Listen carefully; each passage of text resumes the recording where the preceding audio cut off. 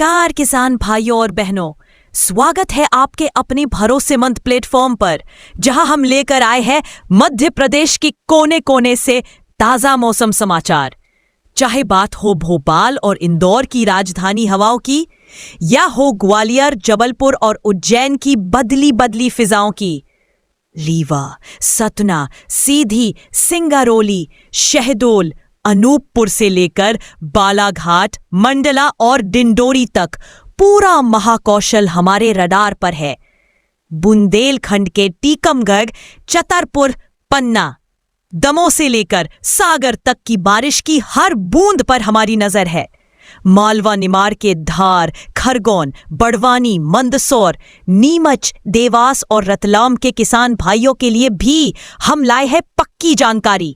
और कैसे भूले चंबल के भिंड, मुरैना, दतिया, श्योपुर को, या फिर नर्मदा अंचल के होशंगाबाद, नर्मदापुरम, हरदा, बैतूल, छिंदवाड़ा और सिवनी को। हर दिन हर जिले की मौसम की चाल सीधी आपके मोबाइल स्क्रीन पर। तो चलिए शुरू करते हैं आज का मध्य प्रदेश मौसम समाचार आपके अपने जिले के साथ।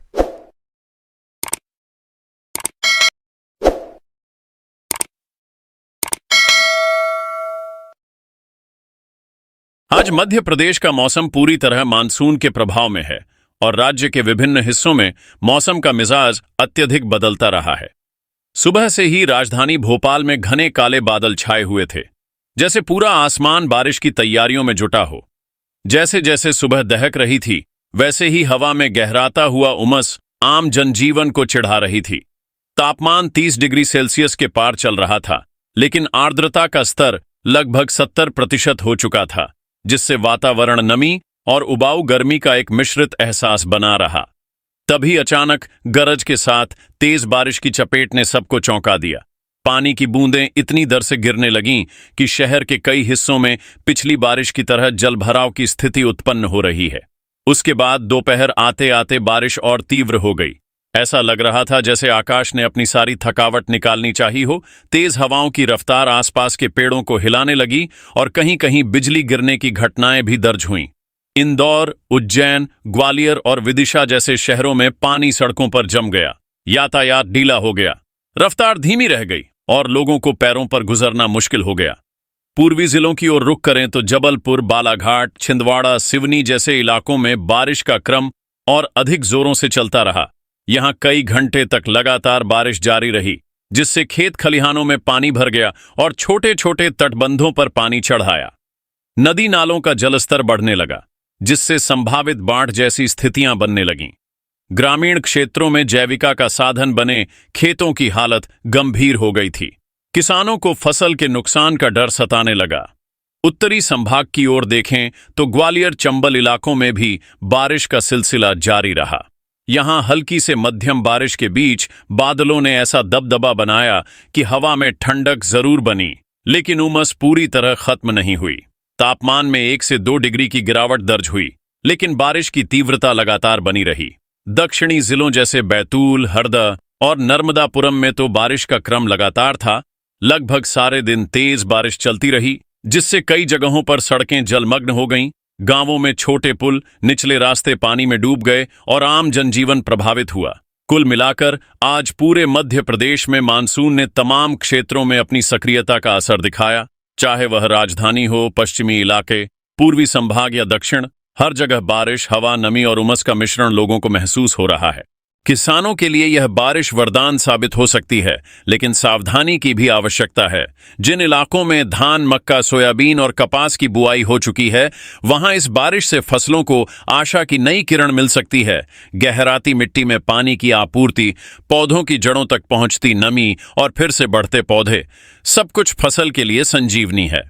वहीं जिन इलाकों में अभी बुआई बाकी है, वहां किसान भाइयों को सलाह दी जाती है कि वे बारिश के बाद खेतों की स्थिति देखकर ही बीज डालें, क्योंकि अधिक नमी से बीज सड़ सकते हैं और दोबारा बुआई की नौबत आ सकती है।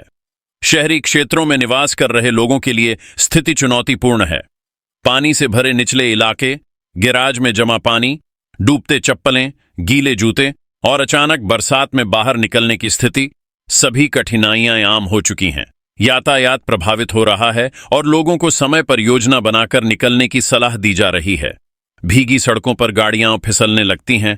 चालाक ड्राइवर भी संभल अलग हो जाते हैं, इसलिए गाड़ियां तेज गति से न चलाने की सलाह है। तत्कालीन बारिश के दौरान बिजली गिरने का खतरा भी बना रहता है, इसलिए मोबाइल लोहे के खंभों या पेड़ के पास न खड़े हों, सुरक्षित स्थान पर ही रहें। बारिश के चलते बीमारी का खतरा भी बढ़ जाता है। पानी में भरे इलाकों में मच्छर पैदा होते हैं, जिससे मलेरिया या डेंगू जैसी बीमारियों का खतरा बढ़ सकता है। इसलिए साफ सफाई और जल निकासी पर विशेष ध्यान दें। आपदा प्रबंधन विभाग को लोगों तक पहुंचना होगा। नदी नालों के किनारे न जाएं, छोटे खेतों या पुलों से जाने से बचें और यदि बारिश अत्यधिक हो तो स्थानीय आश्रय या पंचायत घर में चले जाएं। सरकारी सहायता लेने में हिचकिचाएं नहीं। जो लोग सड़क पर फंस जाएं, उनको बचाकर निकाला जाए। अंत में, यह बारिश किसानों के लिए लाभदायक है, लेकिन सावधानी जरूरी है। इससे मुसीबतें भी पैदा हो सकती हैं, लेकिन जागरूकता और तैयारी से हम इन चुनौतियों को पार कर सकते हैं। मध्य प्रदेश में आगामी 3 दिनों तक मानसून अपनी पूरी सक्रियता के साथ राज्य के लगभग हर हिस्से में असर दिखाने वाला है, जिसके चलते भारतीय मौसम विभाग ने कई जिलों के लिए रेड, ऑरेंज और येलो अलर्ट जारी किए हैं और नागरिकों तथा किसानों से सतर्कता बरतने की अपील की गई है। पहले दिन पश्चिमी मध्य प्रदेश के मंदसौर, नीमच, रतलाम, उज्जैन और शाजापुर जिलों में बहुत भारी बारिश की संभावना है, जहां 115 मिलीमीटर तक वर्षा दर्ज हो सकती है। ऐसे में रेड अलर्ट घोषित किया गया है ताकि लोग नदी नालों के किनारे न जाएं और निचले इलाकों में सावधानी बरतें। इसी के साथ भोपाल, इंदौर, ग्वालियर और विदिशा जिलों में भी भारी वर्षा का अनुमान है और यहां ऑरेंज अलर्ट लागू रहेगा, जहां 30 से 40 किलोमीटर प्रति घंटा की रफ्तार से हवाएं चल सकती हैं और तेज गर्जना के साथ बिजली गिरने की घटनाएं भी हो सकती हैं। इन इलाकों में जलभराव और यातायात बाधित होने की स्थिति उत्पन्न होने की आशंका है। दूसरे दिन यानी अगले 24 घंटे बाद पूर्वी मध्य प्रदेश में मानसून का असर और अधिक बढ़ेगा तथा जबलपुर, बालाघाट, छिंदवाड़ा, सिवनी और डिंडोरी जैसे जिलों में भारी वर्षा की चेतावनी के साथ ऑरेंज अलर्ट रहेगा, जबकि नर्मदापुरम, बैतूल और हरदा जिलों में बहुत भारी वर्षा की संभावना जताई गई है। यहां रेड अलर्ट जारी है क्योंकि इन इलाकों में नदियों और नालों का जलस्तर खतरनाक स्तर तक पहुंच सकता है और खेतों में फसलों को नुकसान होने की पूरी आशंका है। तीसरे दिन बारिश की तीव्रता में थोड़ी कमी देखने को मिल सकती है, लेकिन मौसम विभाग के अनुसार भोपाल, रायसेन, सागर और उज्जैन जिलों में मध्यम से भारी वर्षा जारी रहेगी और येलो अलर्ट प्रभावी रहेगा।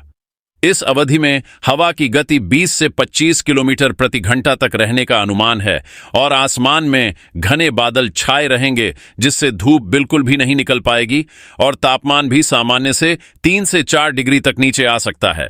पूरे मध्य प्रदेश में इस मानसून सीजन में अब तक सामान्य से 27% अधिक बारिश दर्ज की गई है, जहां कुल 900 मिलीमीटर से ज्यादा वर्षा हो चुकी है, जबकि सामान्य आंकड़ा 670 मिलीमीटर होता है। सबसे अधिक वर्षा वाले 5 जिले हैं निवाड़ी, जहां 1200 मिलीमीटर से भी ज्यादा बारिश हो चुकी है, श्योपुर में लगभग 1000 मिलीमीटर, इंदौर में 950 मिलीमीटर, उज्जैन में 930 मिलीमीटर और बालाघाट में 900 मिलीमीटर से अधिक वर्षा दर्ज की गई है। इसके विपरीत सबसे कम बारिश वाले 5 जिलों में झाबुआ, बड़वानी, अलीराजपुर, धार और खरगोन शामिल हैं, जहां बारिश का आंकड़ा 450 से 520 मिलीमीटर के बीच ही रहा है, जो सामान्य से काफी कम है और इन इलाकों में अब भी सूखे जैसी स्थिति बनी हुई है।